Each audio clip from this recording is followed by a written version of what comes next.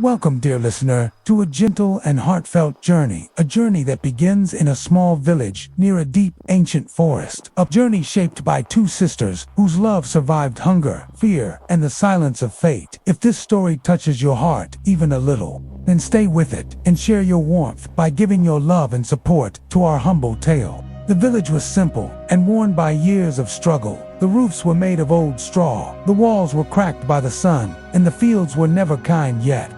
The people lived with hopeful hearts. In a tiny mud house at the farthest edge of the village lived a poor family, a father, a mother, and two daughters named Nira and Hannah. The parents worked long hours in the fields, their backs bent under the harsh sun, their hands hardened by soil and pain, but they carried love like a hidden treasure that kept the family alive. Nira was 14, graceful, brave, and strangely thoughtful for her age. She often sat beside the forest, watching the sky, as if waiting for an answer she could not name.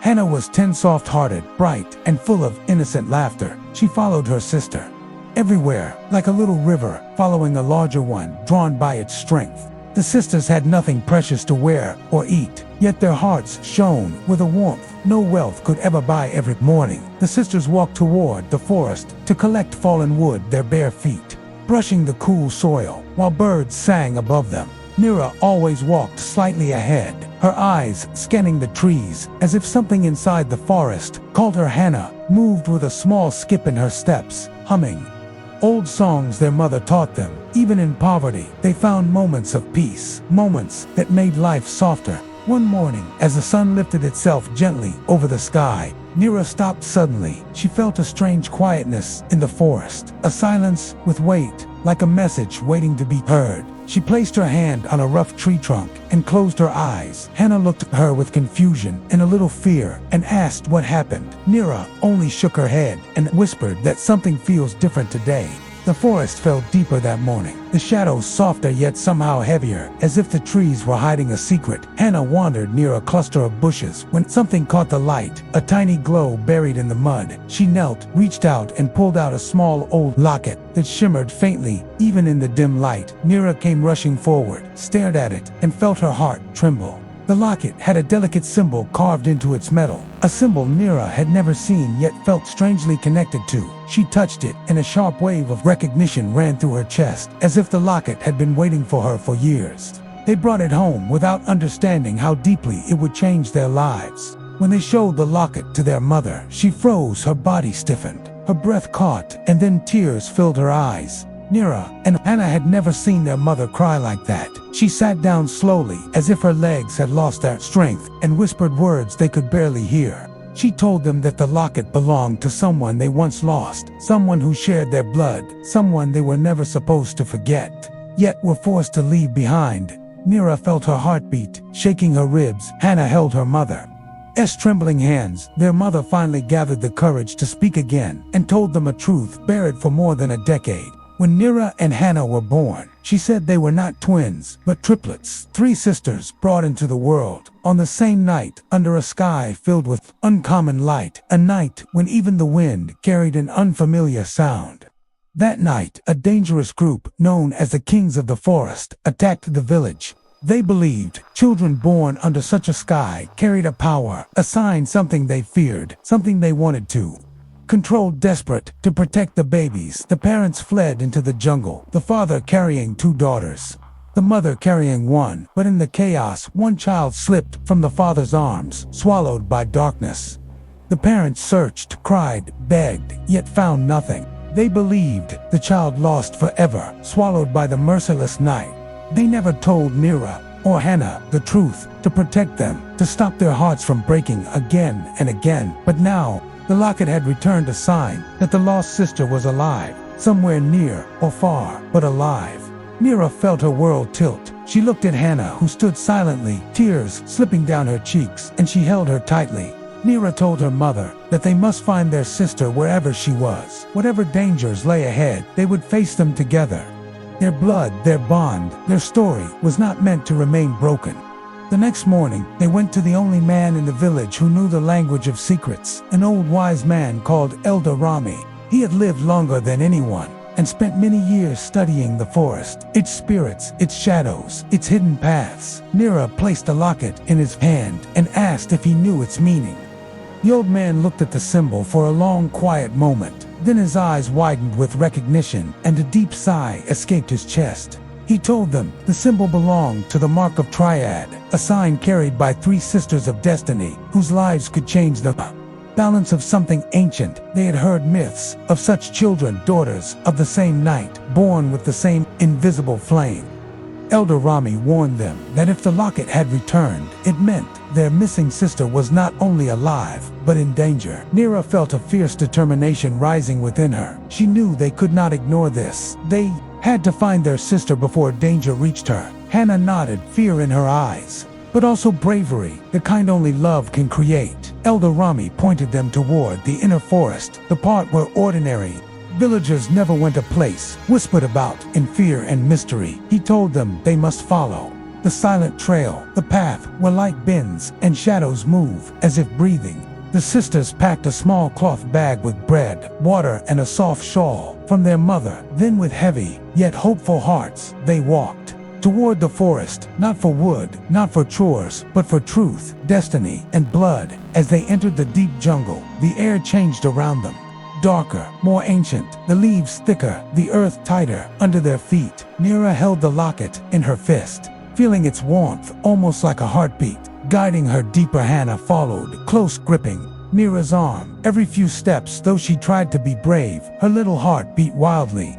Suddenly, Nira stopped at a strange circle of stones hidden under moss. She felt the air shift as if someone unseen was watching. Then a soft voice, the voice of a young girl, called out from behind them, asking who they were and why they came. Nira and Hannah slowly turned around and saw a girl standing there, a girl about their age, with a face, hauntingly familiar, eyes shaped like theirs, voice trembling yet strong, and around her neck, hanging by a faded ribbon, was the second locket with the same carved symbol. Their lost sister stood before them. The night grew older, and Luna walked through the quiet forest with her heart full of fear and hope. A soft breeze touched her face as if the forest itself wished to guide her. The moonlight poured gently over fallen leaves, and the narrow path seemed alive with whispers. She took slow steps, knowing that Mira could be anywhere in this wild darkness. A distant rustle made Luna stop.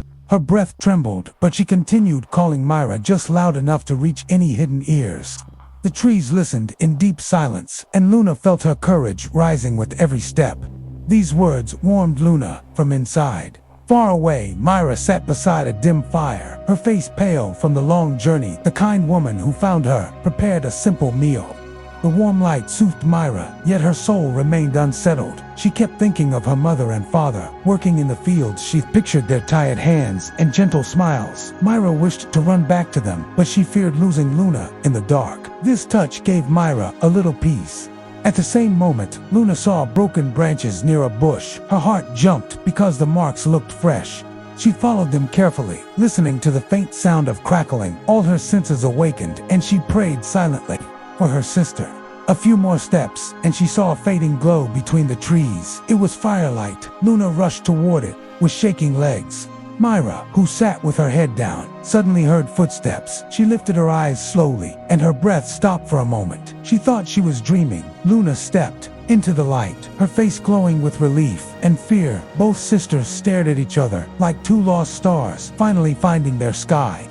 They trembled, but their hearts found peace again. Their tears washed away the long hours of fear. The kind woman smiled at them and thanked the heavens for guiding Luna. She told them to rest for the night and return home in the morning. The sisters lay together under the open sky, whispering stories of courage. The forest stood silent around them, watching like an ancient guardian. Luna brushed Myra's hair gently and reminded her that no matter how dark life becomes, love lights a way out. Myra nodded softly. The wind moved through the trees like a blessing. At dawn, they left the small camp. Their hands stayed tightly held as they walked back through the forest. The sun painted the sky with soft golden rays. The birds sang as if celebrating the reunion. Each step toward home felt lighter. The trees seemed friendlier now. Their fears slowly melted into the ground. When they reached the edge of their village, they saw smoke rising gently from the clay stoves. The air smelled like morning bread and wet soil. Their minds relaxed and their hearts beat with excitement. Their small mud house stood ahead, simple, yet full of love. Their parents were outside. Father worked near the fields with tools in his hands. Mother washed vegetables by the water pot. The moment the parents saw the girls, they froze for one heartbeat, then they ran with full force.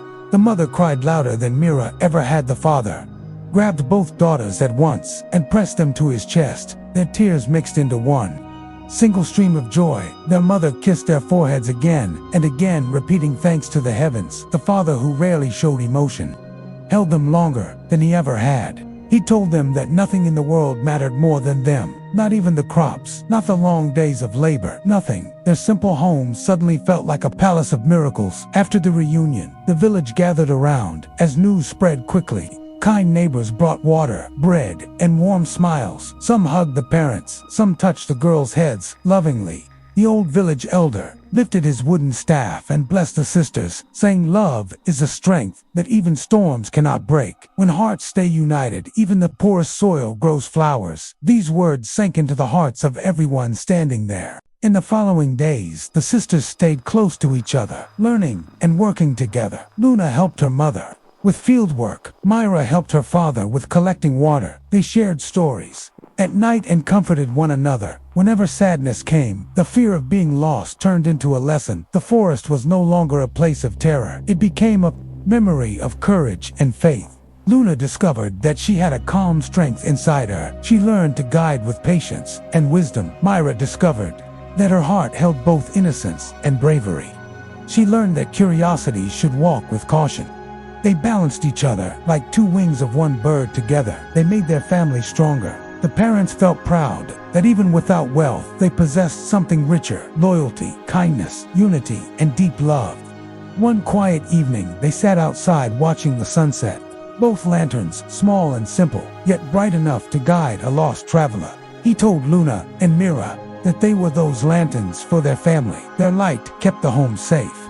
Their presence made life meaningful. The girls felt this truth settling inside their souls. As time passed, the sisters grew wiser. Their bond turned unbreakable. Whenever they saw other children lonely or scared, they helped them with gentle words and small acts of kindness. Their story became a lesson in the village. Parents told their children never to wander far and always stay close to those who love them. They also told them that bravery does not live in weapons or grand riches, but in hearts that refuse to surrender to fear. Through all the seasons, the family continued to work in fields. Their hands remained rough, yet their spirits stayed soft. They lived with little money, yet they carried great peace. Their simple life held the beauty of unity. The forest nearby reminded them of the night they nearly lost each other, but it also reminded them of the strength they discovered in the darkness. Years later, Luna and Mira remembered their experience as a guiding light. They understood that hardships test love and reveal its true power. Whenever storms arrived or crops failed, they held each other tightly and faced challenges with hope.